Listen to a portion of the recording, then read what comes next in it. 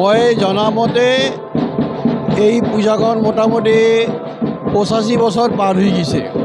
আৰু সৰু সময়ৰ পৰা মই চাই আছোঁ। তেতিয়া মোৰ দেউতা শম্ভুনাথ চৌধুৰী, ধীৰেন সাহা, নিপেন সাহা, এই 5-7জন মানুহ মিলি এই পূজাখন পাতিছিল।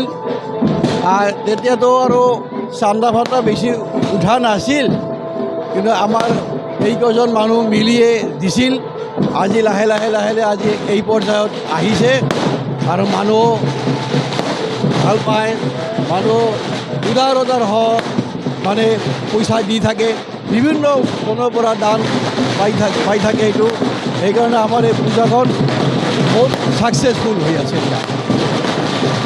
1940 চনৰ পৰা ইয়াতে এটা সৰু মন্দিৰ পাতি এই মাটিৰ গৰাকী যিজন আছিলে ইন্দ্ৰচৰণ কোঁচ, তেওঁ এই মন্দিৰটো প্ৰতিষ্ঠা কৰিছিল আৰু তেওঁ নিজৰ উদ্যোগত পূজাটো পাতিছিল। বহুদিন আমাৰ পূৰ্বপুৰুষতে তেওঁলোকে এই পূজাটো পাতিছিল আৰু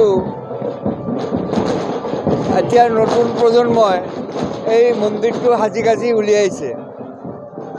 মন্দিৰৰ যিটো ভাৱনা, এই ভাৱনা ঠিক ৰাখি সত্যনিষ্ঠভাৱে পূজা অৰ্চনা কৰা হয়।